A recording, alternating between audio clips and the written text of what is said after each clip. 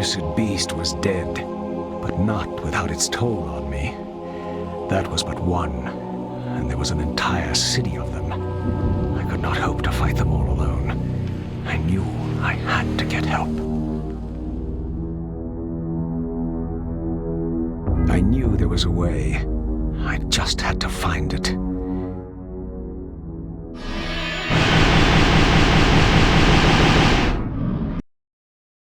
12 people, spanning 2 millennia, bound by an ancient book and an eternal war against Eldritch gods.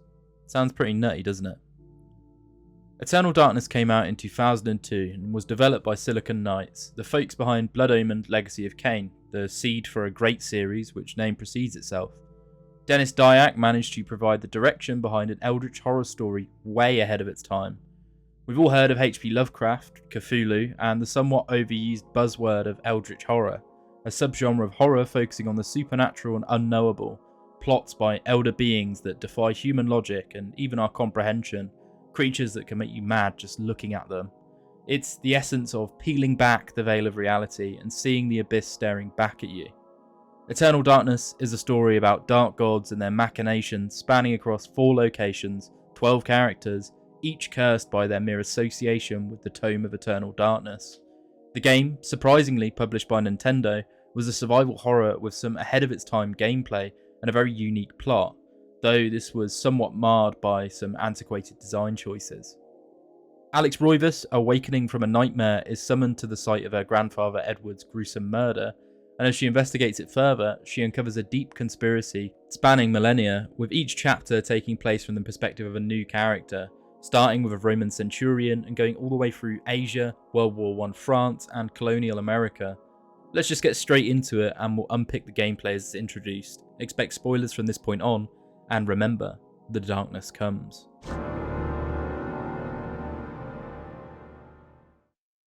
We're going to be starting with Alex Roivas in the modern day, but before we even get that far, the game has some unique elements to its intro. Firstly, a quote from Edgar Allan Poe's The Raven, which sets the tone for a game all about atmosphere and a fear of the unknown. Before we know it, we're in an in-engine cutscene and our narrator discusses a tome, bound in flesh and constructed with bone and magical incantations, put together before time itself, before humanity. His name is Edward Roivas, a clinical psychologist, and as he states, he's also dead.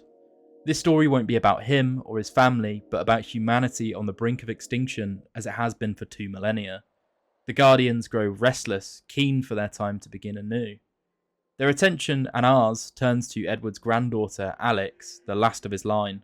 She's straight into the action, being set upon by zombies. Now, we have a shotgun, and we can use this and the game's weird aiming system to target not only the zombies, but their individual body parts, dismembering them to differing effects, like this is Dead Space. We don't have enough ammo to take them all out, but after long enough, Alex realises she's locked in the room. The zombies disappear, replaced by the ghost of her grandfather.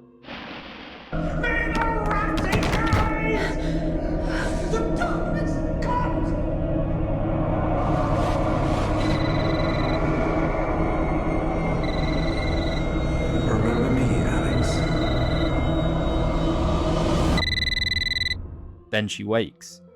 There's been an accident in Rhode Island with her grandfather and she takes the next flight out to meet with the police.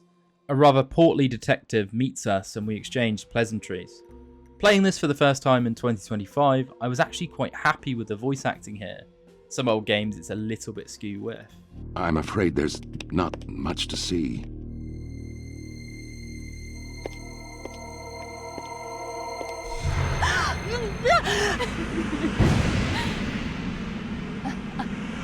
Turns out Grandpappy is now just a red smudge underneath a blanket. Alex identifies him but is a bit outraged that the police are showing her this shocking sight. Turns out they couldn't check dental records as his head was missing.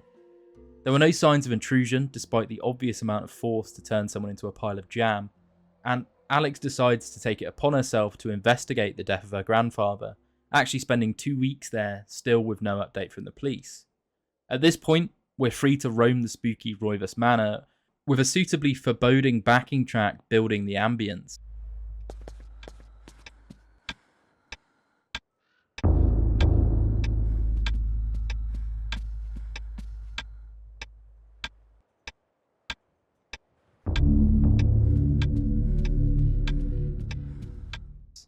Despite it being such an old game, the atmosphere is spot on here.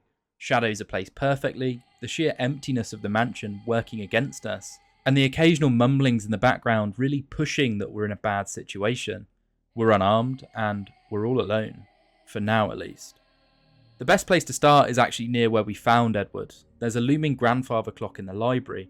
Like all old school horrors, there's some niche puzzles to solve in advance. If we push the clock hands into 333, we open up a secret door into a passage behind the library, finding Edward's secret study, and the place looks unhinged. There's relics and paintings dotted around from a variety of seemingly unlinked places. Old cathedrals, Asian statues, a Roman gladius that we can pick up. But what stands out the most is the book on the study, bound in flesh with a spine made of bone. This will be Alex's first encounter with the Tome of Eternal Darkness, and it's suitably strange to say the least as we get a low resolution cutscene. We start with chapter 1, the account of Pious Augustus, a Roman centurion in Persia, 25 BC. To see those who dwell behind. My life now has purpose, for I have learned the frailty of flesh and bone. Iris quiescendum est, viris conservandi. The chapter actually starts in Latin, but switches to English midway through, adding some authenticity to this old account. Pious has been sent to retrieve some unknown artifact by the Emperor himself. He's drawn to voices in his head, summoning him to a stone circle carved with strange runes. Upon entry, he's transported to an old temple of sorts, and with no way backwards, he's left to press forwards. This game is played from the perspectives of many characters, each with different stats and starting equipment, providing a lot of variety here as their playstyles push to different archetypes.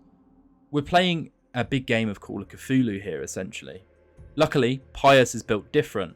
See, characters have 3 main bars to be concerned with: health, magic, and sanity, though Pious here only has a health bar.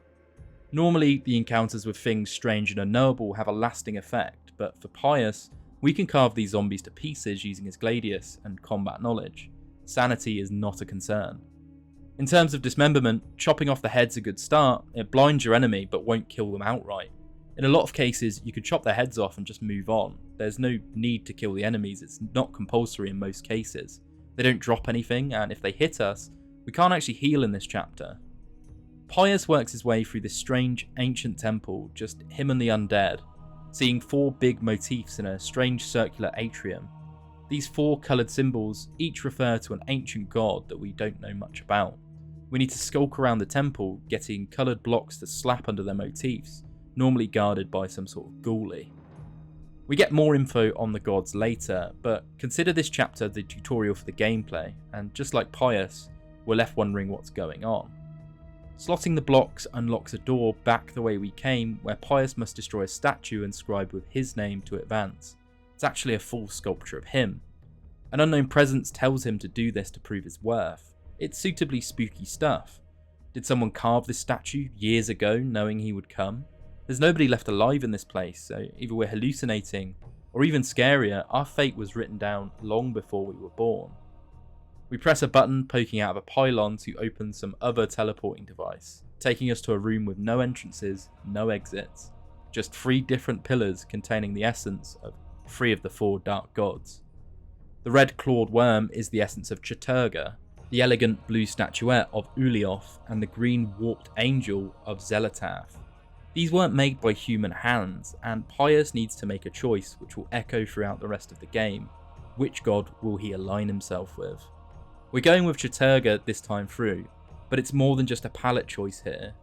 Depending on who you pick will impact which monsters the other characters will face, what order they will learn the ancient secrets and their magic, and the finale as a whole.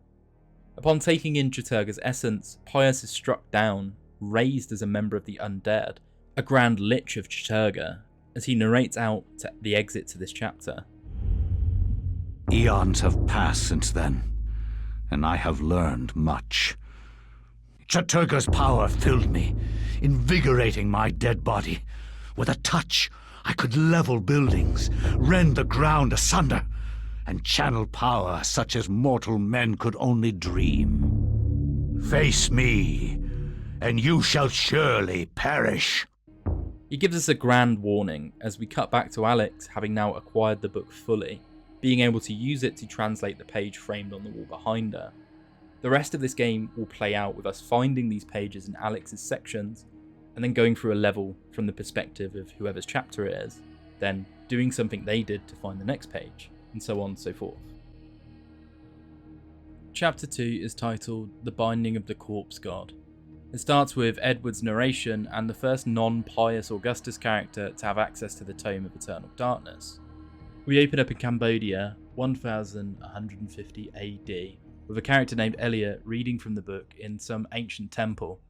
She's reading an unplayed Pious chapter as the man binds the corpse god Mantarok, impaling the creature with magical stakes of light. She doesn't believe this is a real account, treating it as a mythical fable, saying the awful phrase of wishing something as fantastical could happen to her. She's now trapped within the temple. She's the first character we'll encounter with a sanity meter, and to make things worse, she's got low health too. We'll spend a lot of her chapter disabling opponents or just running away from them with her high speed. Elia was raised as a court dancer for the court of Surya Varman II, not as a warrior. We're in a bit of an atrium with a lot of closed doors and a rather strange looking fertility goddess statue that we can take a piece of jewellery from. The jewellery is enchanted and we can use the necklace to heal Elia, though it does have limited charges. Taking it opens a door and, well, the training wheels are off as we advance. A room full of sleeping zombies serving as a doormat to a trapped corridor. Where Pious could just swing his way through everything, Elia has to be a lot more crafty, and it's great they make such good use of opposing archetypes in our characters. Passing the traps, we encounter our first enemy as Elia, and get told about how sanity works. When an enemy spots us, unless we cut off their head, they'll continually drain our sanity meter. Lose enough sanity and you start losing HP. You can finish a downed enemy to recover some sanity, use certain unique items or magic. When characters have low sanity, a variety of different sanity effects can occur, all the way from you appearing to die to having weird visions, seeing things that can't be there, or some really meta fourth wall breaks.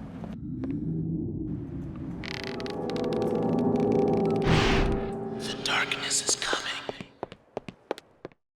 The sanity system was praised for how transcendent it was in terms of fucking with the player.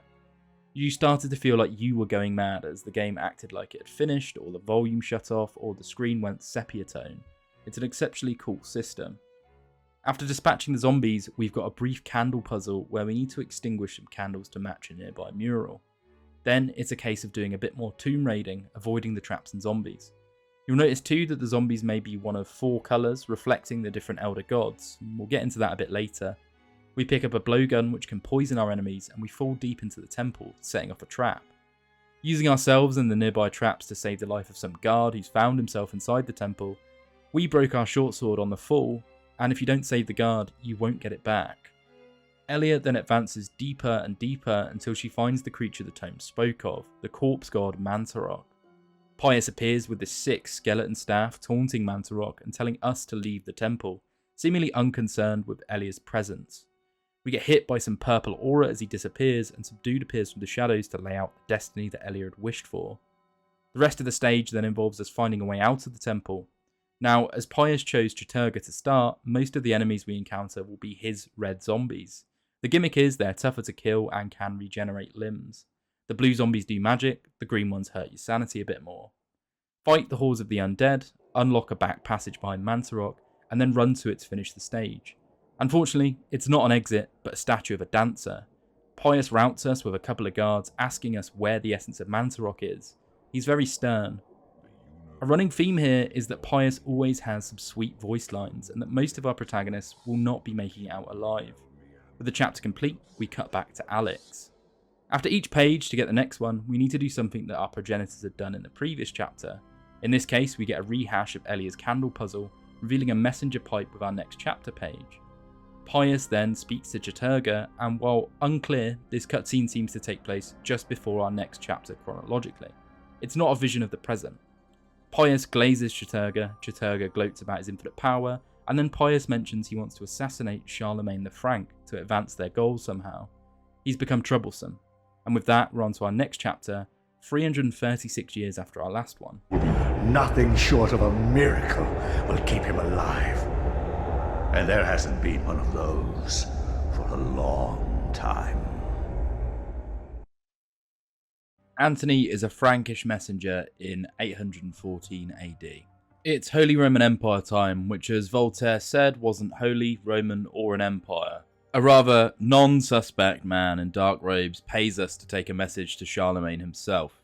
Instead of being a good messenger, we open the scroll and get blasted by something unknown.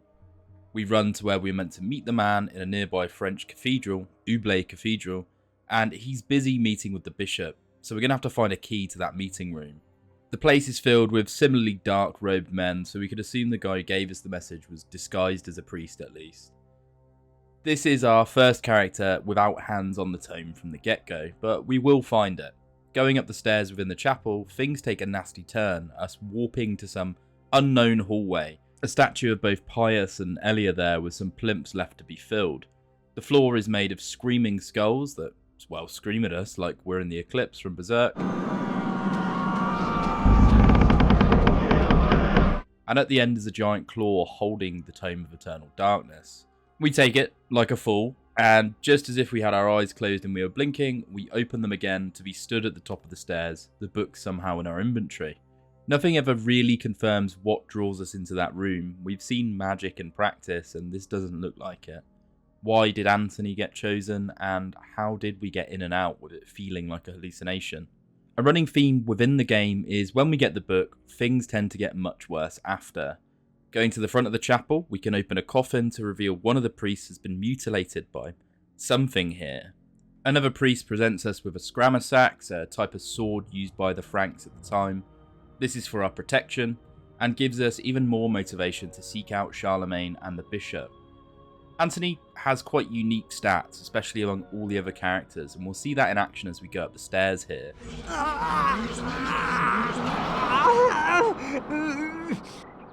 Antony's health remains high, along with his sanity and the magic meter that we'll get introduced to, but his speed will continue to decay as we decay through the level. The scroll he read was meant to be how the darkness would take Charlemagne out, and our slow, painful death is creeping upon us, like being bitten by a zombie or told you've been poisoned. Antony is destined to die here, and all he can do is flail around in hope that Charlemagne doesn't die too. As such, our speed will eventually slow down to a snail's pace as we turn into a living corpse. That magic meter though. Spells are quite complicated in this game. Antony finds a sigil of power with 3 slots. We can use a rune of one of the elder gods to fill the first slot, and then 2 action runes to create a whole list of different spells using effects. The gods have a rock, paper, scissors thing going where red beats green, green beats blue, and blue beats red. And so we have to factor in alignments to our spells. As Chaturgah is our enemy, he's red, we want the blue rune, but you're always given the weaker rune first. In this case, green will be found within a pot by the sigil. We go into some tight claustrophobic corridors to collect our first action rune. We don't know what it does without something to decipher it, but that doesn't actually stop you from using it. Antony, unlike Elia, is very good at combat, and so it tends to be worth it to actually kill enemies here, regain your sanity from finishing them. We find a priest in peril, a quest stolen directly from RuneScape, and we save him, with him giving us a 2-edged sword. If you fail to save him, no sword for you or future characters that may find it in Ulayoth Cathedral. We find the pieces of a green urn and put them together, giving us a broken blue and a broken green urn as we go through a hidden door that the priest revealed.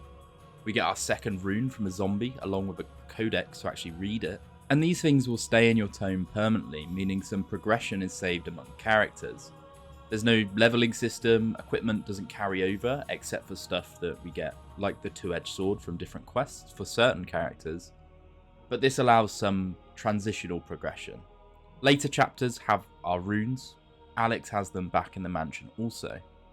The book is very strange, with it seemingly updating itself through different timelines, and each chapter isn't actually in a chronological order, so they're doing a bit of back and forth here. Antony starts to degenerate more as we enter a room with a water source, and we can spot that zombies of different colours will attack each other. The ancients aren't friends, and in fact a lot of the machinations are to get at each other. Humanity is just kind of caught in the crossfire here. We get a red urn to complete our trifecta, and used our 2 runes to cast Enchant Item, which can buff weapons or repair broken items. Mantarok and Xelotath. Fill the urns with putrid water and head deeper into the chapel, a surprisingly unholy place as we find a secret study and a dark-robed priest going behind a secret door. This study has a spell scroll which gives us the recipe for enchant item, though anyone who can do 1 + 1 = 2 could have just used the runes without it. We also get a codex to decipher our runes and what their names are, what they actually do. By placing all 3 urns on some nice slots on the floor, the passage to follow Emperor Palpatine opens up, and we get this nice cutscene as the 2 decaying bodies have to fight each other. So, you have come to return my book. Very well then. For your efforts, I promise a quick and merciful death. The priest is really slow but quite durable, with some zombies rising up to assist him of our enemy's colour. His body continues to writhe even without its head, but we put him down and manage to get the key to the meeting room with Charlemagne and the bishop. By this point, Antony is on the cusp of becoming a corpse, his body decaying further in quite a cool mechanic for the chapter. We're introduced to an annoying new enemy type, the Trapper. They're like little cephalopods walking around on suction cups, and they make quite an audible noise whenever they're in the room. You can actually sneak past these things or take them out with ranged weapons. If they catch you, you're teleported to a weird endless dimension full of these different coloured portals. And we can use these to move about this dimension, regenerating our bars by going for different plimps, or just getting out using the purple portal. It's the only way to regain some stats in some levels without certain items or magic. We get back to the room just above the chapel entrance to discover yet another enemy, the Horror, a 3-headed monstrosity that will cast magic and generally be a nuisance. These things hit like trucks, so the idea is to get to the side of it or just charge it down before it swings. You gotta take out its 3 heads to defeat it. These are the mini bosses of most stages from here on out. Fight through the chapel, now flooded with zombies, to get to Charlemagne, and the ending cutscene for the chapter.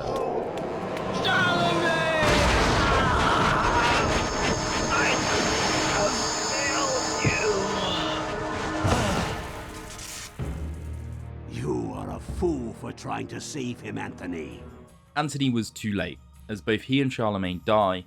The cultists had already infiltrated the church here, and they berate us for flailing against their chosen god. We also see that one of the cultists was actually just a meat suit being piloted by some ungodly creature.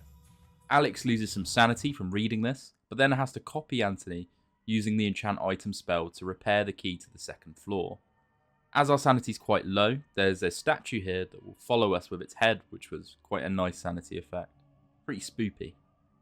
We go into a gun room, missing its gun, and find our next chapter page tucked behind a painting there, titled The Gift of Forever. Antony's chapter revealed how manipulative the ancient gods can be, and the power of curses and magic in this setting. This next chapter will reveal the best character, our boy Karim, in 565 AD, going back in time slightly. Karim is a man with a simple goal: get some of that delicious kitty cat. He has this one true love of his, who he's chased for a while now, and it seems like things are quite one-sided as she's been ignoring all of his advances really, but his words drip of delicious Persian romance. I fear I desire you many 100 times more than you love me. My life has become a waking dream, Karim. The woman's life has been consumed by her dreams, dreaming of ancient treasure, and she strong-arms Karim Abdul-Jabbar into finding the treasure for her to prove his love. He's not an ugly guy either, but this woman is a little bit awful. He goes traipsing through the deserts of Persia, eventually encountering the stone circle and ending up in the temple that Pious did all the way back in the 1st chapter. Karim is one of the best melee combat characters, I cannot state that enough. Starting with some ranged chakrams as well, a healing scarab and a tulwar sword. He'll get a better sword later, which will put him in that top spot, but stat-wise, high health, speed and stamina, our little Prince of Persia knockoff is made for this. On entry to the temple, literally our first staircase gets us into the tome's spooky room. A new statue there for our boy Antony, and some plimps left to be filled. We're kind of getting the idea here that many of our player characters may be filling those plimps. Like all the fools before him, he takes the tome, not like fate gave him any choice really, and all the undead around him wake up. His sanity isn't bottomless, so pick your fights and venture deeper in. If your sanity's getting low, just pop some tops off these guys and then down them, get some back. We're taking a similar route to Pious, but with some extra steps in here, including first grabbing this ornate statuette. This place has been colonised by the forces of Chaturgah, especially in this playthrough, but in others the colour will change. If Pious picked blue, it will be Ulayoth's forces. If he picked green, it will be Xelotath. We get a new rune and can use it to open a mysterious yellow wall, confirmed by the director of the game to be the work of a removed 5th Ancient.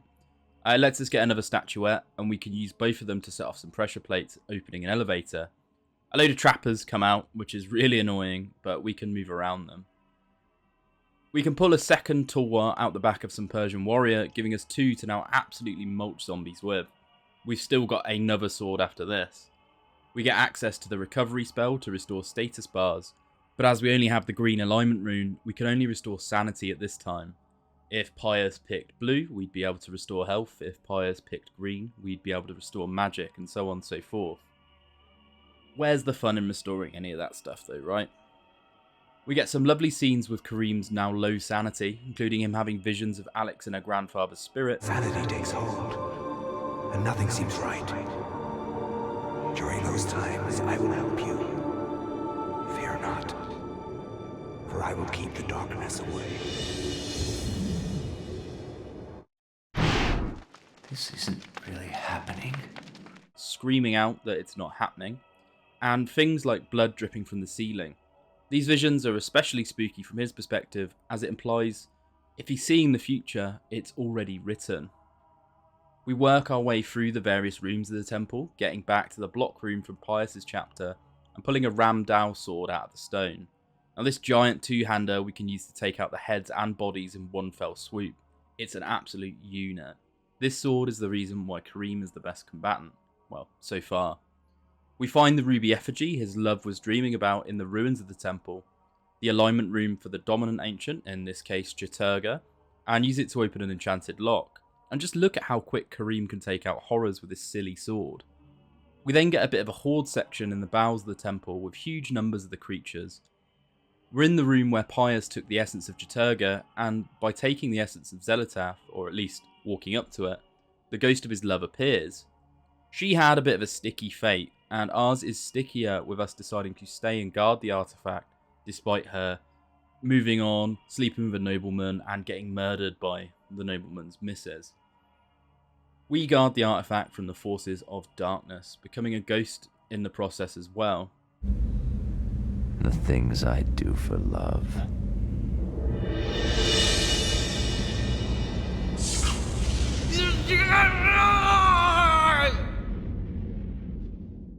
After this, the planets move closer to aligning and we're in Alex's shoes again.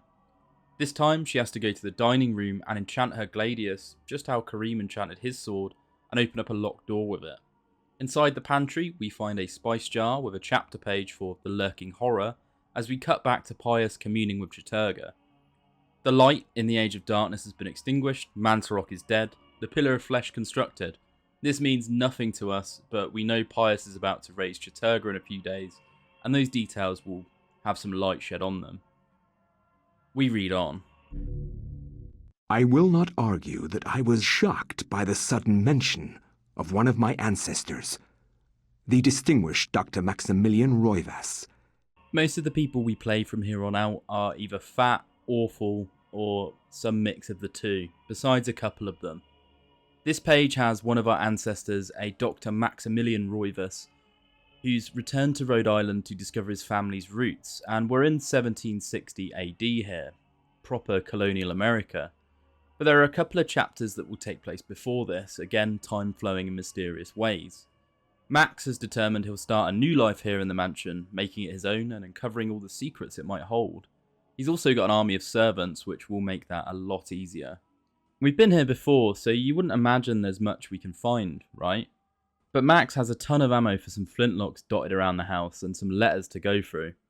Aaron Roivas, his father, was looking around various artifacts, one such being the Tome of Eternal Darkness. There's a reason he's dead. He's learned that the house has been forsaken by the ancients, and he fears for his very soul to enter it. Nothing really stands out to us besides a mysterious sigil where the basement door should be. Go into the drawing room, and there's a puzzle waiting for us on the mantle. We need to move a raven to the enemy of Chaturgah, slap it on the Ulayoth blue symbol, and unlock a secret passage behind the fireplace.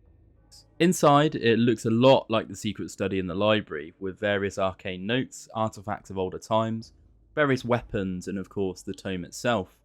It kind of shows how the fate of the Roivases is cyclical in a way. They've always had an interest in artifacts in the book. Aaron Roivas probably stumbles upon the same info that Edward does later on, and they both set up a similar room but in different parts of the house. A final letter from Aaron states that under the mansion is the ruins of Engar, Paralin R'lyeh in Call of Cthulhu. It's a deep, fathomless necropolis where the servants of Chaturgah are having some fun, and it's a bit of a staple in these sorts of stories. A bit of a reveal for Max, but we know we need to seal it off. Leaving the secret passage, taking the tome with us, like all who possess the tome, our life becomes a bit more difficult. See, we weren't actually the only ones looking for the book, and some of our servants are working against us, possessed by skin thieves as big meaty puppets. They're among us, and we never knew it. When Max kills an enemy, he can perform an autopsy at something unique to the Doctor. This will provide some useful information about the creatures, and a man of science's interpretation of the supernatural. If you view these autopsies outside of his chapter, his maniacal ramblings are added to them, and it's a lot more interesting. We'll look at those later. Enchant your flintlocks and head out to fight the horror that's just summoned itself into our foyer. Max does have high health but exceptionally low speed. It's all the red meat they were eating around that time. When we need to reload our flintlocks, we have to do it shot by shot, and you can see how this might cause some problems, especially when we've got two, and the thing has 3 heads. It adds a little bit of suspense here. You can use the sword, but then we'd be taking hits we can't really avoid. Take out the horror and it will drop a new rune for us, and we can perform an autopsy. We'll also get access to the reveal invisible spell for our trouble. This won't work on our sigil downstairs though, because we've not got the right alignment rune. Head upstairs to the stained glass window and we'll find a note sealed in green wax. A skin thief smashing down the window, but we take it out easily with the sword. Open the envelope with our fat Midwestern hands to get another letter addressed to one of Max's aides by Aaron. He'd sealed the note with the mark of Xelotath, knowing it would be caustic for the forces of Chaturgah to touch it. As we head back downstairs, we get this nightmare section with a blue horror and everything in it in grayscale. Our sanity is starting to slip. Take it out to complete our trio of alignment runes and get the one Chaturgah's minions are weak to. If we enchant our weapon blue, it will cut through them like butter. We'll head down and use Reveal Invisible with the new rune, and we can access the basement. There's zombies waiting down here for us, which we can get an autopsy from, and now we'll encounter zombies with skin thieves in them as well. Pump out the water from a little well down here, and we'll find our way to the necropolis. Get more sanity events. This isn't really happening! This place looks like one of the Persian temples from earlier, with that ancient architecture, but when we reach a balcony, we can see it stretches for miles, and the construction is completely alien. We've got a city the size of Rhode Island underneath our mansion, and it's full of terrors that can make us go insane just by looking at them. Approaching the city in a manner the forefathers would have intended, flintlocks at the ready, we discover one of these denizens, a guardian of Chaturgah. This thing can cast all manner of nasty spells and teleport around, and it will do such as we fight it. It blocks our exit with a damaging field and launches lightning at us. Whenever it's hit, it's going to teleport somewhere else to either attack us from range or summon in reinforcements. When it's down, and bear in mind this is one creature from a city filled with countless numbers of them, we perform one last autopsy.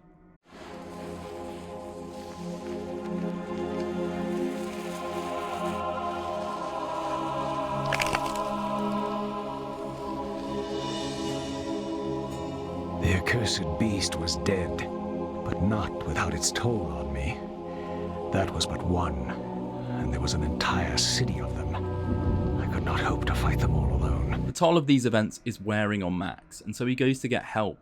Spoilers, nobody believes him, and really, would you if someone said they had a giant city under their mansion and it's full of nightmares?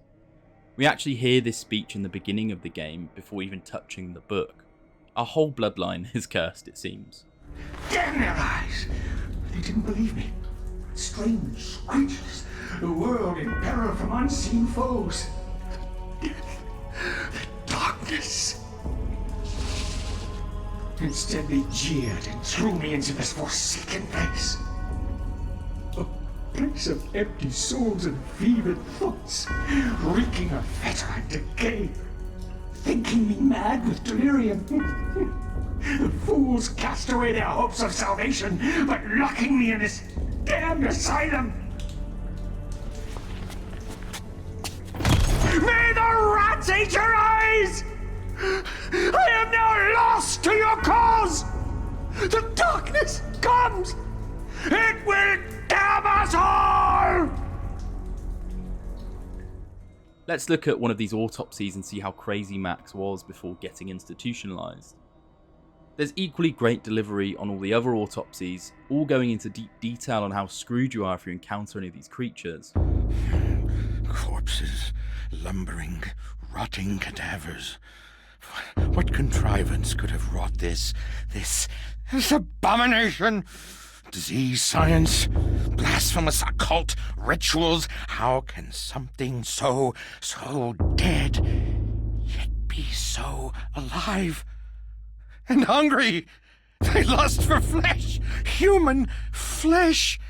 Max went insane after just thinking about the necropolis and the things he saw. No wonder his peers locked him up. With some of his servants being skin suits, potentially for a long time as well, I can see why he felt all the pressure. We're back in Alex's boots again, and we can find Max's journal, or at least some pages of it in some of the rooms here. There's some hard lines in it too, like, "I fed on the light of truth but suffocated in the darkness of lies." While searching for more pages, you're likely to see a rune carved into the dresser. And we'll use the Reveal Invisible spell to reveal a keyhole. We'll use a key we had earlier, get a revolver, and another page from the tome with Pious having some more Chaturgah dialogue. His guardians have located the heart of Mantarok and are aiming to go and find it. It lies unprotected in the jungle, and he's going to use a human helper to get him close. Now this cutscene actually takes place before our next chapter page, so let's get into chapter 6, A Journey into Darkness. This time we're one Dr. Edward Lindsey. Now when I said before how only a couple of the remaining characters aren't fat or weird, he's one of them. An Indiana Jones knockoff with the charisma, speed and durability of an NFL linesman's skull. He's the real deal. Reading the page opens us up to a new cutscene. We find out that in the 80s, a breakthrough in satellite radar imaging revealed an undiscovered temple in Cambodia. Where Indiana Jones goes to investigate, but the government of Cambodia won't let him. Fortunately, an eclectic collector of ancient artifacts, one Paul Augustine, 3 guesses who came up with that alias, helps him not only get into the country, but the temple itself. It's a cutthroat business digging up rocks, and Paul turns a gun on us as we hide behind a nearby pillar. He's seemingly impervious to gunfire as he reveals himself to be none other than our friend Pious Augustus, who's been searching for this temple for centuries without much luck. Something strange there is that he's already been here, so I don't know why he lost track of it. You are a scholar, Dr. Lindsey, not a warrior. In that regard, I have several centuries more experience than you. Don't be a fool. Die quietly, and you will not suffer. You cannot escape me, Lindsey. This place will be your tomb. He summons in the Guardians of Chaturgah, and we open up our chapter on a straight boss fight. We've not got the tome, but we do have good old-fashioned American firearms to fall back on. This creature specifically is only vulnerable when it opens its Kevlar wings, and so we'll take a bit of sanity damage until we eventually whittle it down with our tools of the trade. Sadly, no whip though. Slice up the zombies with nearly as much expertise as Karim, and we get into one of our best characters with an insanely long level. We do get the book on literally the first door we go through though. The Temple of Mantarok consists of 3 rings sat on top of each other. We need to avoid a whole battery of traps as we move around each ring to uncover an entrance lower down. We can use our little archaeologist brush to uncover some secrets of this place as we advance wherever there's cobwebs. I'm strangely torn writing the script here because while this level is long, the synopsis is rather short, Go through 3 loops, adorning various statues with jewellery to get lower down. The temple itself is a death trap filled with all manner of nasty traps that will get set off by both you and the goons of Chaturgah as you go lower and lower down. There's some interesting set pieces here too, like a statue puzzle we have to steal from, poison gas, and a whole load of fun sanity effects. There's not too much for me to comment on though. The best thing here is a secret we can find. As you're delving through the temple, one of the walls has been warded up by 3 of the 4 ancients. There's little sigils for them to show this. Mantarok was their warden, and as such they've banded together to keep things out of his bounds. We can dispel a rune of each colour in the different corners of one of the loops. Then using a summoned trapper, we get through a hole that's known to be small enough for a dog to get through, unveiling something strange indeed, an alignment rune for Mantarok herself. You can miss this, which would be a shame indeed, as it will lock you out of some of the most powerful magic in the game. See, when we use Mantarok as an alignment rune, it breaks the whole trinity. Instead of casting the effects of one of the 3 alignments, it casts all 3 at once. That means restoring all stats, making a weapon effective against all creatures, or when used on the reveal invisible spell, it turns us invisible instead, letting us run straight past all the monsters we might find. It's really busted. Heading down to the bottom of this place, we can find Mantarok in the flesh, which confuses me, again, how I said before. Pious has been here. Going into the room Elia died in, we have her corpse speaking to us. We're told to take the heart to a gathering of light, and we do just that, taking it to Edward Roivas, where he hides it behind some Eromanga in his library. Turns out the heart was here the whole time. Edwin doesn't encounter Pious again, and actually makes it out as the only character so far to not have died after touching the tome. We cut back to Alex, who then heads upstairs to see yet another ghost, her late relative Maximillian, going into the servant quarters of the mansion. We cast a reveal invisible spell just as he did to find a page floating in midair where the stained glass window was. This page is extra mean too, groaning at us as we take it. Cutting to our favourite Centurion, he's raising a Black Guardian of his chosen alignment to guard another artifact, the essence of Ulayoth in this case. It's a fun little foreshadow onto a creature we'll have to fight later. This next chapter is called Heresy, and we're back in our French cathedral. Weirdly, all the best chapters take place in the cathedral. Edwin's chapter highlights something to me as a player, that half the chapters seem to be spooky, and half of them seem to be a bit of a combat trap fest. Edwin's was a combat trap fest. It felt like we weren't on the back foot here. Yes, the temple wanted to kill us, but we had enough munitions to take anything out, and with the Mantarok rune, we had enough magic to do so as well. When we were playing as Maximillian, things felt a lot weaker because we only had a couple of shots, and all our servants were against us. The game is almost like 2 games simultaneously. You've got the fun action combat side, and the really fun spooky horror side, and those 2 dragons will wrestle with each other as we get through the game. It's just something to note at this point. Anyway, on to Heresy. Paul Luther was travelling through France in 1485, a priest on a pilgrimage to see an artifact known as the Hand of Jude.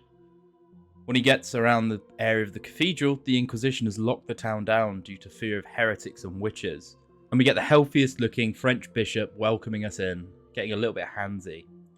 Creepy Skin, it turns out, is part of the Inquisition, and something tells me he's going to get his man, even if he needs to plant a bag of crack on him first.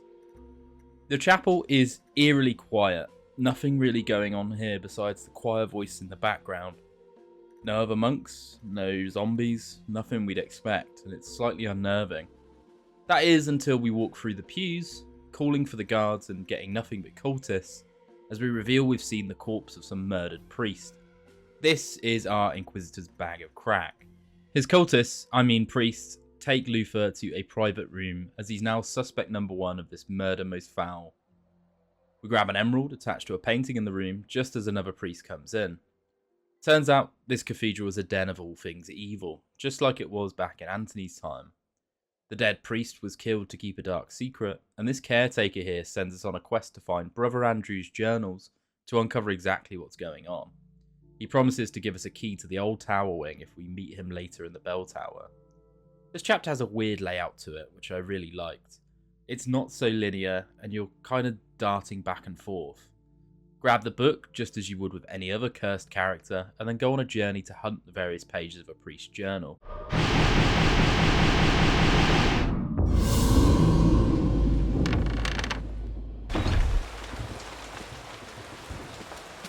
Again, the cathedral's quite open in its layout rather than being a straight line. We've got various side rooms we need to pick through, meaning a bit of backtracking, but a lot of time to sit and worry about things. It's so empty and quiet, it really gets to you. In this one storage room, the paintings around look heretical, showing awful hellish scenes. We grab a stashed crossbow, no clue why priests would have this, and find our first page of Andrew's journal in the podium at the front of the cathedral. Andrew had arrived in Amon's on a pilgrimage to see the Hand of Jude, just like Paul here, and he was happy to arrive at the cathedral, safe in the thought that the Inquisition would be found in a seat of holiness, and this is the best place you could be as a priest. Boy, was he wrong. Going into the dark basements below the cathedral, we see a book on reliquaries, which seems to hint that the Hand of Jude has been a commonly forged artifact by many monasteries. Perhaps our pilgrimage was in vain.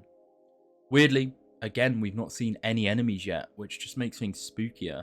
I was praying they'd just jump out at me already rather than leave me on the edge for so long. It's almost scary that we're alone. No cultists, no priests, nothing. We grab a mace from the basement and head to the bell tower to meet our custodian friend.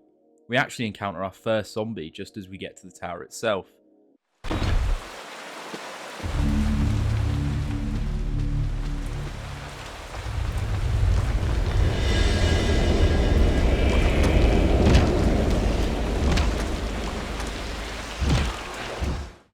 Paul, despite living the peaceful life, seems adept enough with his mace as we ring the bell and the custodian comes to find us. He warns us about the dread things inhabiting this place, giving us a key to the old tower which was sealed off after the Inquisition arrived. We declare we're going to uncover the truth and come back to the man, and may our faith protect us. You'll recognise the old tower as soon as we open it, with a skin thief inhabiting a priest as we come in, a shock to the system again after most of this quiet. The old tower was the whole cathedral from Antony's chapter. We get a spell scroll for a shield and use ancient magic alongside our faith to take us forward. The area where Antony fought a horror in the past is now a library of sorts, and we get a diary page here, learning more about Andrew's pilgrimage. They won't show him the Hand of Jude on such short notice, and they're acting really strange for an Inquisition, their methods of worship differing vastly from the Church's normal practice. There's one more thing we need from this old tower as we enter Antony's burial site and face off against the Bruiser himself. He's even got some new bling. Being as he's a much better combatant than I took the liberty of using some magic against him, surrounding him in a damaging field when he was knocked down. Sorry it wasn't Karim you got to fight, young squire. When we take him out, the father has a few choice words.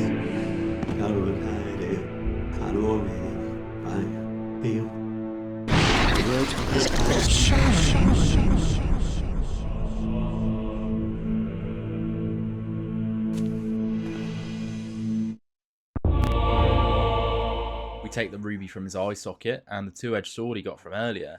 If he never had this sword, neither would we. It's really good how your choices impact the little things like this. We use some sheet music we found in the library to play a little melody on the church organ. It's a fat little riff too, as it opens a cupboard with a 5-dot magic circle we can make use of later.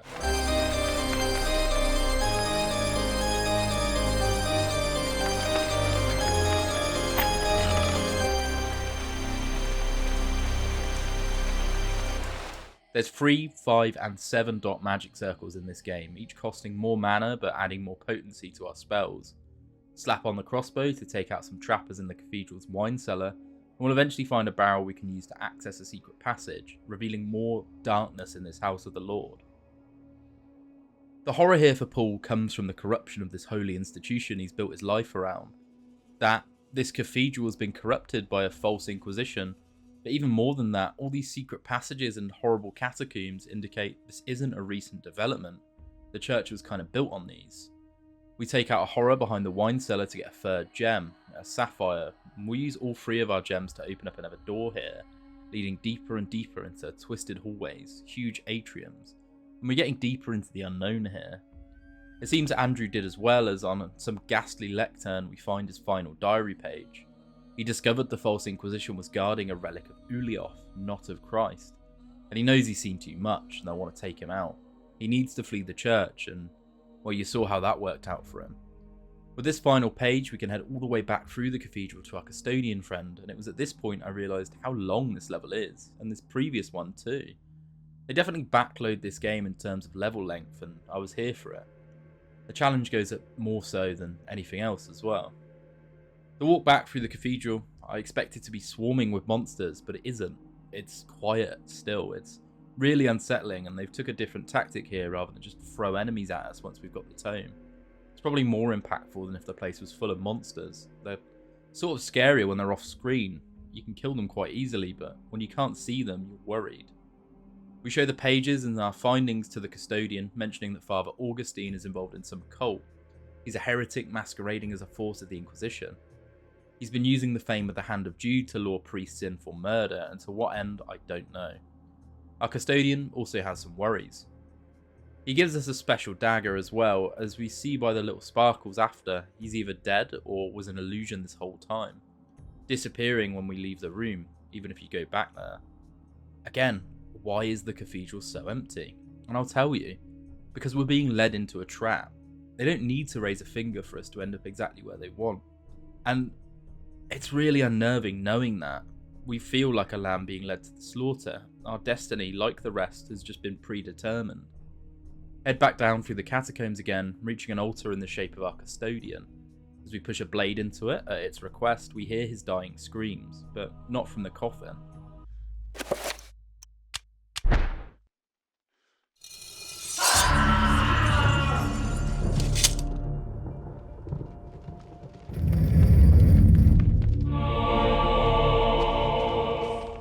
We use our first 5-point spell to disable a damage barrier as we push on, finding our way to the custodian's body and encounter with Paul Augustine.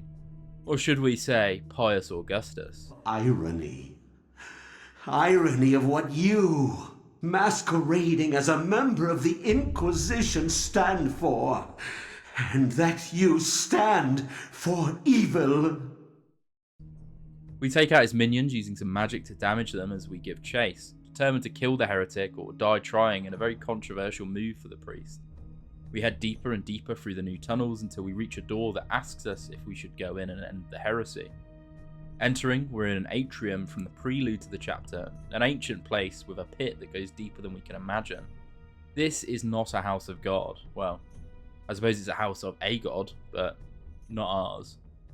The Black Guardian of Chaturgah appears ready to do combat with our priest, but all of this is too much for Luther as he freezes up.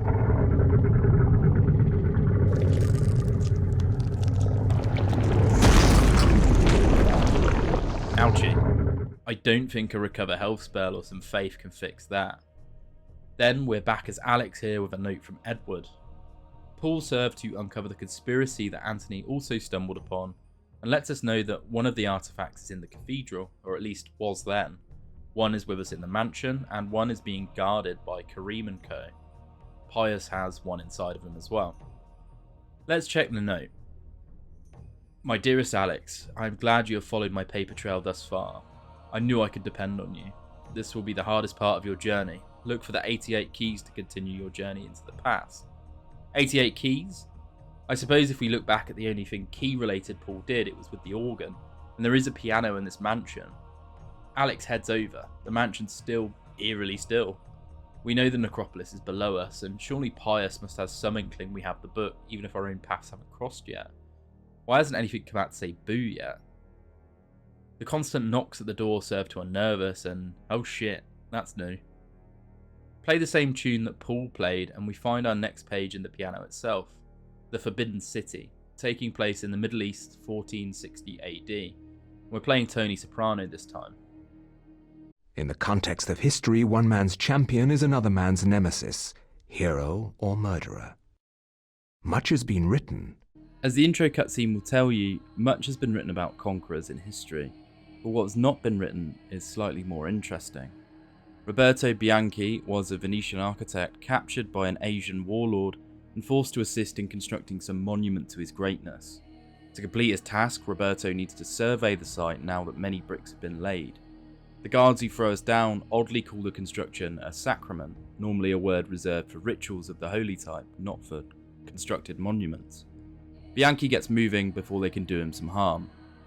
Roberto's chapter is interesting. We need to traverse this new temple, finding spots with crumbs of rubble falling for reinforcement. These are all marked on your map from the get-go, and so you got a little bit of choice about how you go about them. You're also quite fat, quite slow, and don't start with any weapons, making you incredibly vulnerable.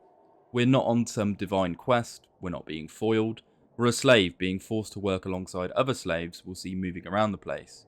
There's zombies too, as we'll see in our first tunnel, and we've got nothing yet that we can do about them. Surveying our first site shows some columns under stress. The slaves work to reinforce them, and we get a bit of respite finding a scythe to arm ourselves with. I wouldn't recommend doing much combat as Bianchi though, especially without the book yet to heal him. We find what seems to be some underground stockade with zombies rivaling alignments locked away. We have to open their cells one by one to reach levers to open the next cell, and vice versa, finalising with our way out. The other slaves seem unmoved by the prospect of zombies and terrors in the tunnels below, probably having never left the rooms they're forced to craft in. Reinforce another weak point, and then we find ourselves in the room of the tome. All but 2 plinths now, filled with those who have perished before us. There's 4 chapters after this one, so I like our odds, and this warlord character seemed friendly enough. Right? Determined not to take any chances, we instantly cast our invisibility spell as soon as we get the book. A good thing we did too, as a lot of the rooms following this one are full of monsters. Guardians of Chaturgah, horrors of different colours, eventually leading us to a room we'll recognise from Pious and Karim's jaunts. We need to summon a zombie to set off a trap and reset one of the locked gates here. After doing such, we check out the side rooms, making use of our invisibility to take out the zombies without any resistance. It doesn't break if you start swinging your sword around, so it's incredibly useful. I'm glad we went through the trouble of finding Mantarok's rune. Eventually, we find a room covered in green smoke and guarded by a guardian of Xelotath, and at the end of it are a couple of familiar faces. You are the chosen. For many years I have tested those who came here, and all have failed. You are unaffected by the power I wield, and thus must surely be the chosen. Somehow, Bianchi has been chosen by Xelotath to carry her essence. We make sure not to touch it with our bare hands as we survey the room and recover Karim's ruby statuette. We survey yet another room, realising the reason why the slaves do not care for the horrors, as one lurches out at us under the influence of a skin thief. Bianchi, almost like the good Dr. Roivas, had just had a bad turn here, captured and forced to venture through a pit filled with nightmares and stress. He's had Xelotath's essence just thrust upon him, and he's doing well not to crack up, even as those he deemed his fellow captees turn on him. In the deepest recesses of the tunnel is a forgotten corridor warded by the 5th Cut Ancient. We'll need to use a magical shield to pass, lest its magic makes us join the corpses that surround us. At the end of the tunnel is our last survey point. We chop a bridge down and are set upon by giant worms from beneath. Who knows where they've come from or how deep that tunnel goes. Only when they've been dispatched can we survey the spot and realise this bottomless pit defies all logic and is definitely not man-made. We return back to the entrance of the temple to give our survey news to the Conqueror. Earlier in the game, at a time chronologically ahead of us, we heard Pious make mention of a pillar of flesh being constructed, something needed for the ritual of Chaturgah's rebirth into our universe. In Bianchi's last moments, he gets to bear witness to this heretical construction as the Conqueror throws bodies and concrete down a large tube.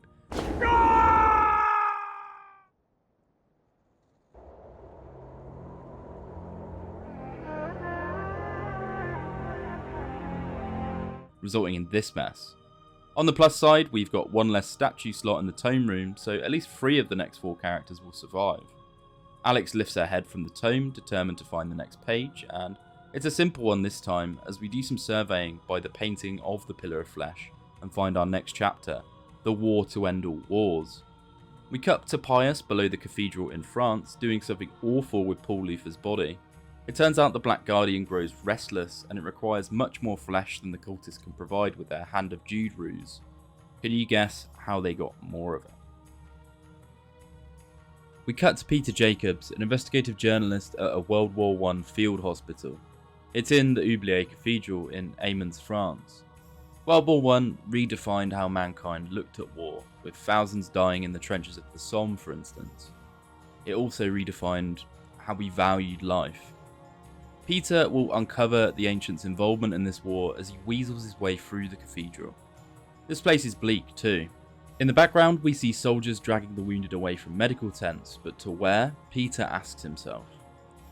All we start with is a flash pan and a lucky penny. A letter from one soldier also helps to paint a grim picture if our loadout hasn't already. It mentions this one soldier has never seen anyone leave during daylight hours. Where do all the sick go? Why is nobody getting any better? We march around the back looking to see where the body was dragged, to be confronted by a big red Chaturgah sign obscuring the place where a door should be. Peter makes no sense of it. A more fruitful search is from the lectern along the same area, where we find sealed orders for a soldier to head to the trenches. We give them to a man who was guarding a back room and take a look there. The bodies pile high, stacked like logs. We take a revolver from the room and shells start to hit. Upon exiting, we enter into the room of the tome. Stupid Peter's got himself cursed unknowingly as we take the tome and head back to that Chaturgah sign, making good use of invisibility now that the shells have hit and the place is full of skin thieves come to swap shifts with the nurses there. We simply do not have enough bullets to deal with all these creatures, and so leaving the nurses to their fates, we head to the old tower, finding the two-edged sword that Anthony and Luther made use of earlier. We try to use it to save a nurse down below, but to no effect. We're armed now, but still no closer to finding out where the missing soldiers are.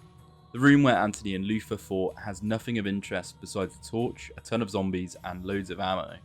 We grab a rifle from the lectern of the cathedral and head down into the lower levels where the wine barrels were. Turns out there's been some renovations and the secret room's missing, but they have installed a generator down here to power the lights that had been taken out by the shelling. Turn on the steam generator and use our lucky penny in the place of a blown fuse to get the lights going. The torch has just been made redundant now. There's a little secret here where we use a trapper to teleport a dead soldier blocking a door we need to get through, granting us the 7-dot ritual circle and the final upgrade we'll get for our magic capabilities. An annoying point here is you need to manually reformat all your spells at least once for each upgrade of our spell circle, even if you have the relevant spell scrolls. We do that and then advance on. Go back upstairs, play the organ to get a door handle, and then use your reveal invisible on that Chaturgah sign where we saw the patient being dragged earlier. Despite being a journalist, Peter is more on the Frank West level, feeling like an absolute machine as we progress through the cathedral. He's really embodying that I've covered wars, you know. mentality. The door leads to a recently dug pit heading deep into the catacombs of the cathedral. There's a ton of enemies to fight down here, all run past I guess, and so I took the time to buff myself with a new magic, a very time-costly maneuver that will grow quite stale the more you do it. Each magic you cast, you have to watch the ritual each time.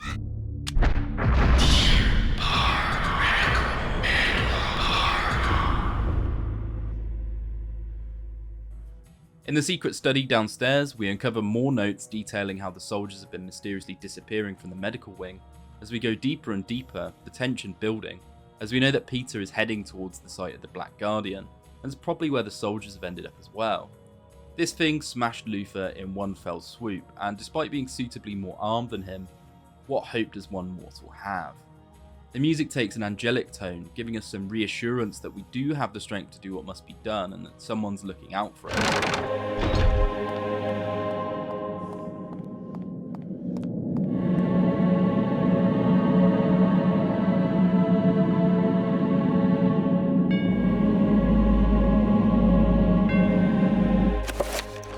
Peter's seen some things, and this has armed him for combat against this horrid Eldritch crab monster. The idea here is to dodge its attacks until it recoils, flashing and signifying it's vulnerable.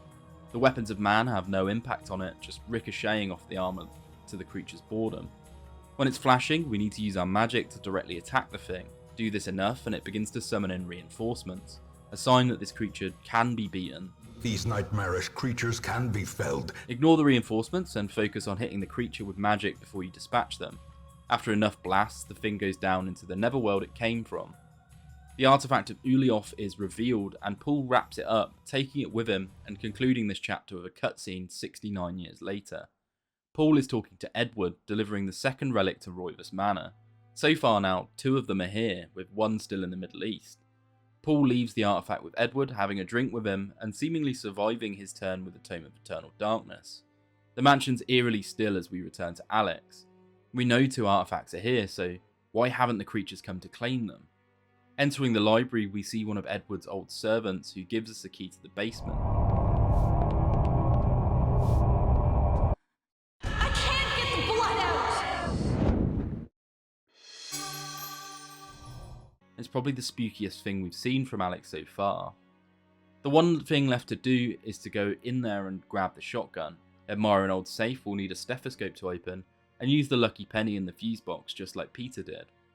This turns on the lights in the servants' quarters upstairs, and again we're left traversing the manor, just waiting for somebody to jump out and give us a wet willy.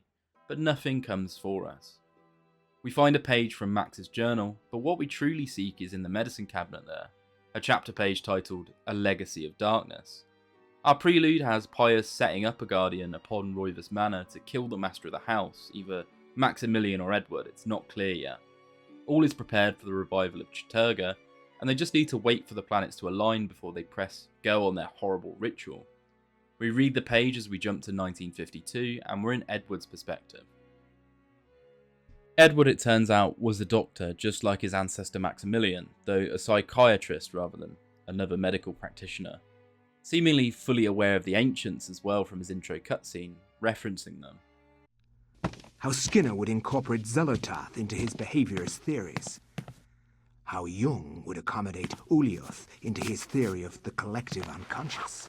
He was interested in his family history and wanted to find the secrets of the Roivas line, again a bit of a parallel to Maximillian.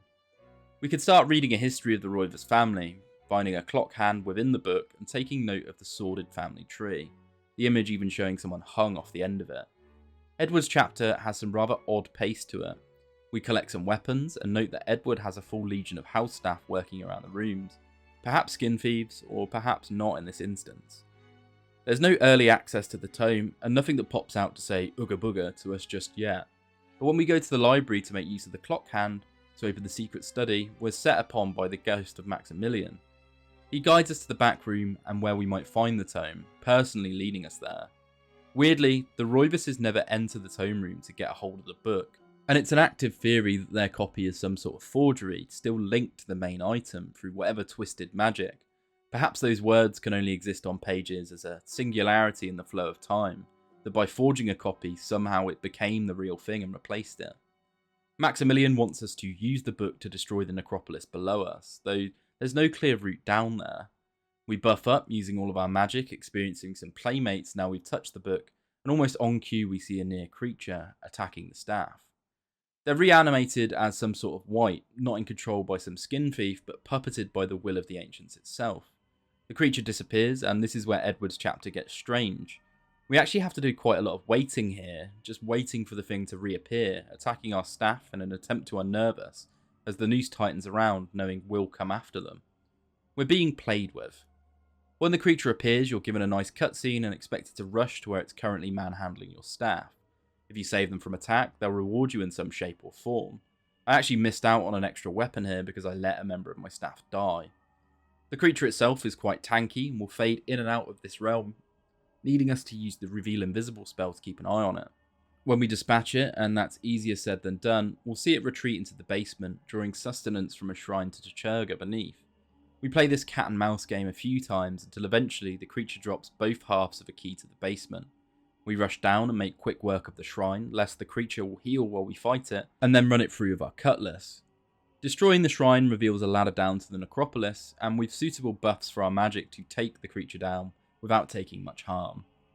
Edward lays eyes on the great city, miraculous, glowing in the dark like an incredible jewel, but the thought of what lies within makes Edward shiver as he presses on. We get a damn sight further than Max too, crossing the bridge where he fought a guardian and avoiding the horrors that guard it. We enter a big atrium, and this whole area oozes that eldritch charm evoked by Lovecraft's writing and influence. The construction is recognisable enough to see a sense of purpose behind everything, but things stand out as being strange and just there's no reason they should be there. Weird monoliths flanking the atrium, giant magical doorways to who knows where. Dispatch the guardian within to advance further. The only room we can access is strange to say the least. It looks like a giant stargate, but is actually what a 9-point spell focus would look like. The city itself a giant construction to house it. Those big towers we saw earlier when we looked upon the city, well, there was 9 of them around the perimeter. The city itself is one big spell focus. We need to use this and our knowledge of spells to cast one giant 9-point dispel magic spell using Ulayoth as our alignment rune to put a giant spanner in the workings of Chaturgah and send its minions packing. This sounds cooler than the section actually plays, with the reality of it having us to cast a load of buffs before we use the portals each time. Probably adds a good 3 minutes to each run. And we do this 9 times. There's 9 different towers to go through.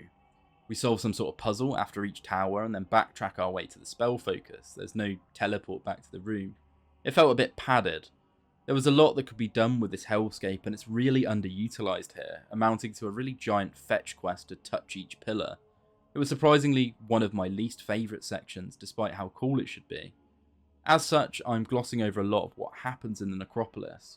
I will mention that a lot of the rooms have some unknowable purpose. One seems to be a giant museum of sorts with collections of monsters from the other alignments. One contains a giant sanity draining worm, which we weirdly dispatch by swinging our hit flask. It felt like there was meant to be some sort of boss fight here, but it just didn't happen.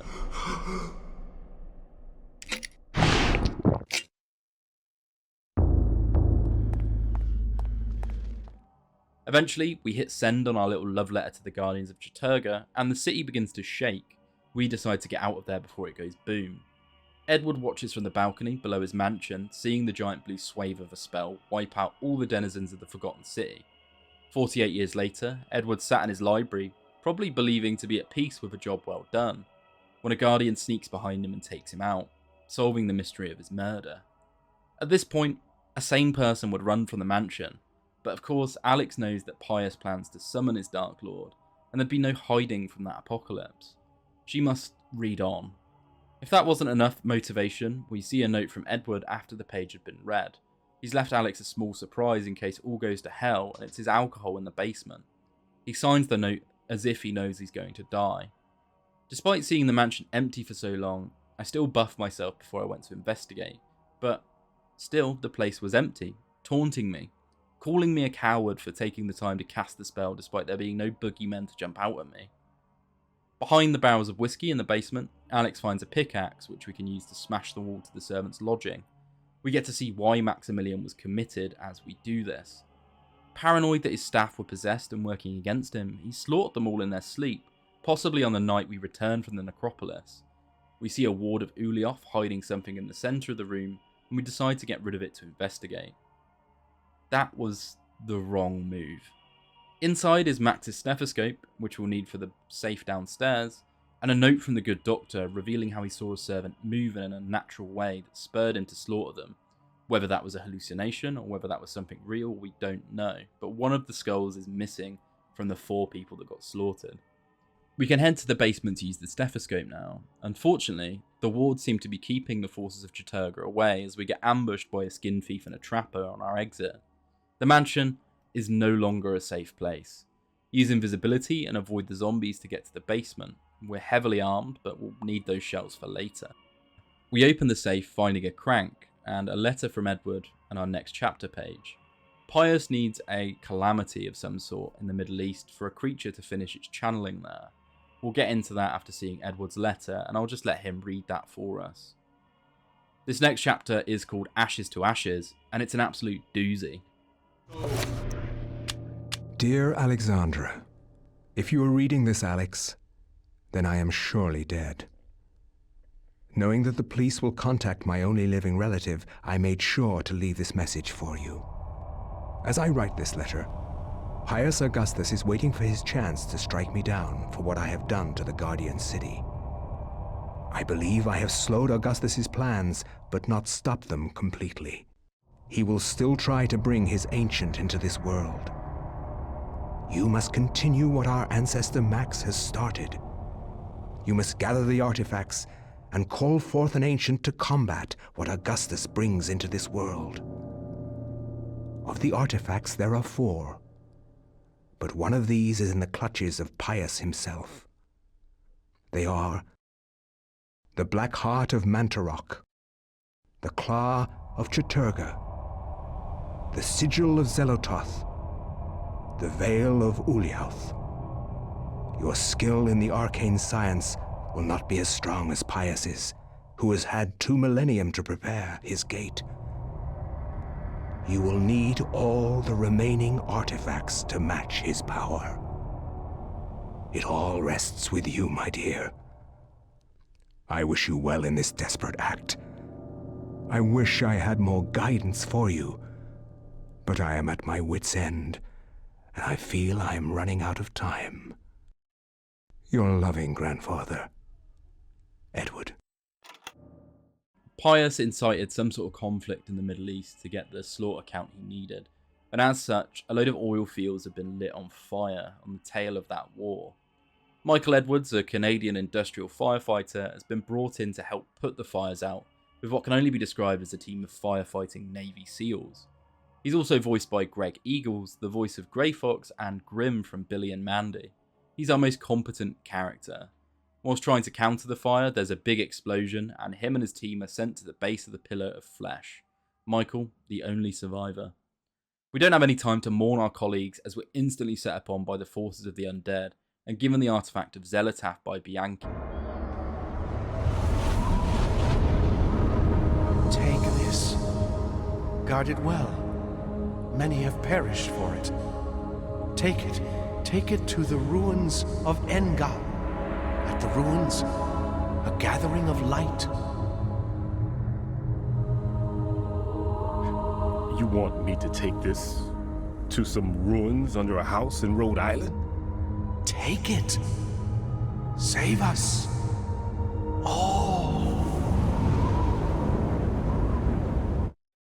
Told to take it to the gathering of light at Roivas Manor. We need to run to one of our colleagues' bodies to get some real munitions, an assault rifle and a Glock.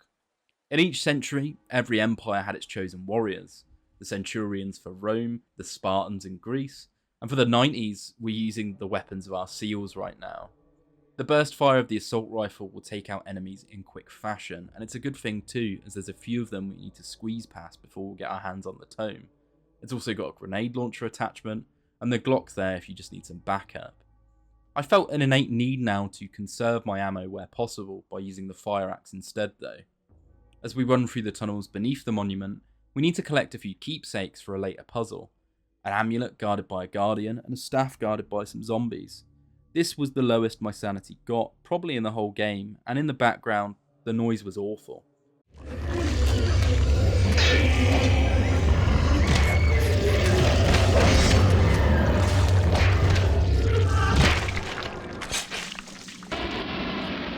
Disturbing stuff that just really had me on edge. A nice detail were things going dead silent after you take out a room full of foes. We combine the staff and the amulet to get a device we can use to reflect light on a recreation of the necropolis. We need to melt some dome pillars to reveal some mirrors and do a bit of a light puzzle here to activate a ladder behind us. Only then, probably 20 minutes into the level, do we enter the room with the tome. I took the time to look at the statues properly here, noticing they'd all been filled now. It evoked good memories of our previous protagonists and spurred me on somewhat. Edward Roivas filled our last statue and will hopefully be the last victim of the darkness as we press on. Michael annoyingly has a low magic pool, and so we need to be quite careful with him and where we cast our spells, or you'll have to walk around quite a lot to get your mana back up. A bit annoying, but still our action man doesn't have to cast too many, he's armed to the nines. Turns out, enchanting a grenade launcher makes the horrors of Chaturgah a total breeze, but as been seen before, triumphant pride normally precipitates a dizzying fall. We find an emerald statuette to match the ruby one from Karim and the sapphire one from Bianchi. Revealing the room Pious went in to smash the statue of himself, we dispatch some zombies with the feats of American engineering, and then place our statuettes on plinths related to the three ancients they mirror. There's a lot of colour puzzles in this game. We work our way down to the pit where Bianchi did his last survey, passing through the laser room, finding some bodies of other unlucky souls and another good bit of kit, a blasting pin and a block of C4. See if enchanting a grenade launcher makes those more effective, I wonder the effect on a big block of plastic explosive. Spurred on by a disembodied voice to blow up the tunnel, we slap down the C4 in the room and we've got a 3-minute timer to find our way out of the place. Luckily, it actually has a front door, and we'll be the first of our protagonists to use this willingly. Enchanting the block seems to amplify its capabilities to nuclear level, and then Michael finds his way to Edward to drop off the artifact in quite a tense exchange. Something you need. Don't open it here, only in privacy. They can sense it if it's not shrouded. Is it one of the artifacts? You must leave now, but there's something I have to do before they get to me. I can't protect you if they find us. Good luck. We don't ever learn what that last thing he had planned was, but he isn't seen again in this game. We've now got evidence all of the artifacts are finding their way to Roivas Manor, and all that's left is for Alex to use them. I also had a rather fun sanity effect here.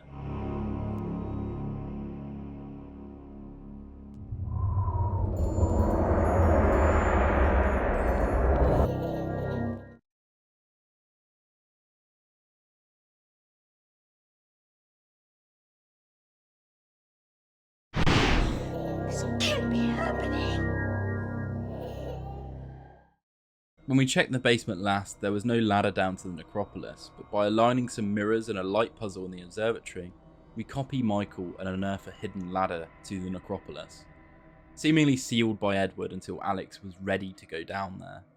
Crack on invisibility and collect the artifacts if you haven't already. 2 are in the library and 1 appears at the front door at this very moment. A permanently enchanted gladius is also shipped with it. We head down to the necropolis, and it's eerily still after Edward cleared the place of Chaturgah's forces. We're armed to the teeth expecting a fight, but when we enter the atrium, there's no enemies, just these mystical barriers. The game keeps trying to keep some suspense here, but it almost fights itself to do so. The lack of enemies would be unnerving had we no clue of what's coming next, and the amount of ammo and weapons we've gotten, plus if you're a bit OCD and have saved that ammo, it's overwhelming. The magic here is so powerful that you know whatever's coming, you're equipped to mulch it. It's a bit of a problem, and has probably been since Edward's chapter, with us having to spend 2 to 3 minutes every now and then applying buffs, or walking around to generate mana. You do so because the payoff is worth it, but the actual method's exceptionally dull. We're suffering from success here. Perhaps we should have been given a smaller time where the spells remain active to encourage the player to push on without them, or the Mantarok rune could have been a New Game Plus item. Maybe even they could have introduced some enemies that can hit through shields or see you when invisible. We're never punished for casting magic besides it just being quite boring. Speaking of boring, Alex has to go through the exact same route as Edward here, with the exception some rooms have a new hazard in. We're using the artifacts of the other gods to supercharge our 9-dot spell here, and the plan, as harebrained as it is to summon in the opposing ancient to dispatch Chaturgah. But of course, that will leave us with an ancient still alive. We have the bind spell in our spellbook, so why can't we just use that against Chaturgah? Apologies for so many complaints, but the game does depart from what made it good here. If I wanted to play an action shooter with some dark themes, I'd play Resi 4. I came for Lovecraftian horror, which is beautifully given to us in probably 10 out of 12 chapters in this game.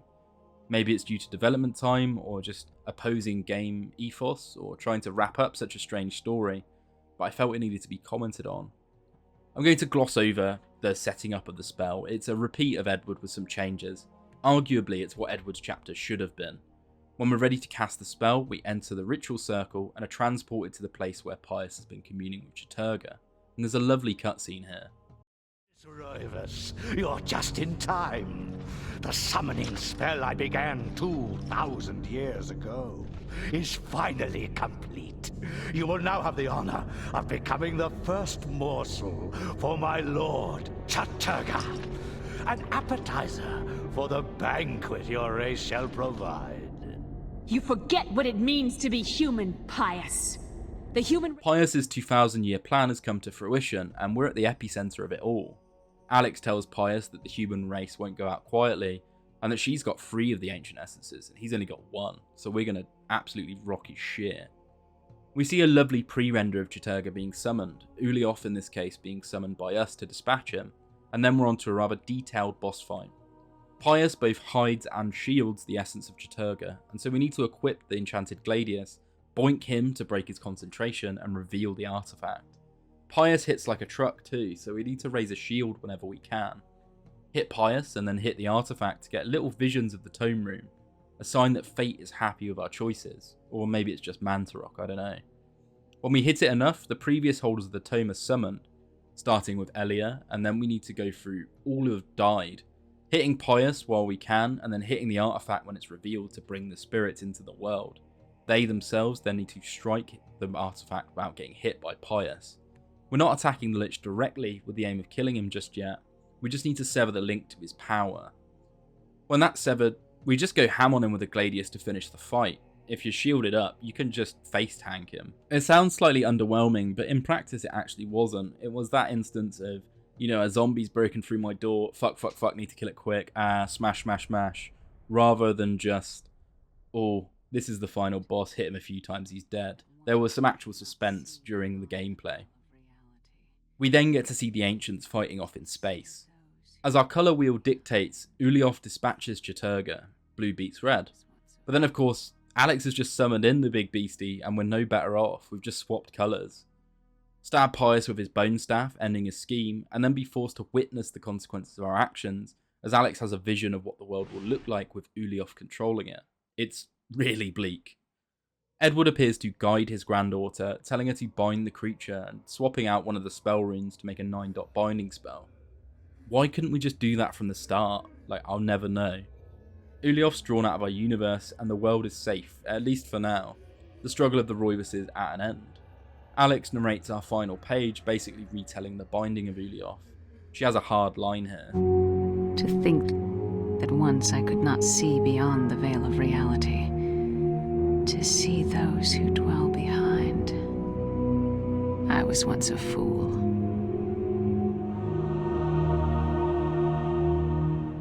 When the book closes, we're given a screen saying we can record our progress and a memorial to Ben Dyack. But our struggle isn't over. We actually got one of 4 endings here, and how do you get the others, you might ask? Turns out there's a new game plus involved here, or at least a retro version. We don't actually keep anything, but things do change. Pious will get to his room with the Ancients' essences, but one is now missing. Chaturgah cannot be chosen a second time, and well, none of them can depending on who you started with. Choose one of the others and the game will play out similarly, but differently. Enemies will change depending on which god we chose, the order we get our spells will too, and the enemy types do vary quite a lot as well. This is exactly the same as if you chose a different god at the beginning of your first playthrough though.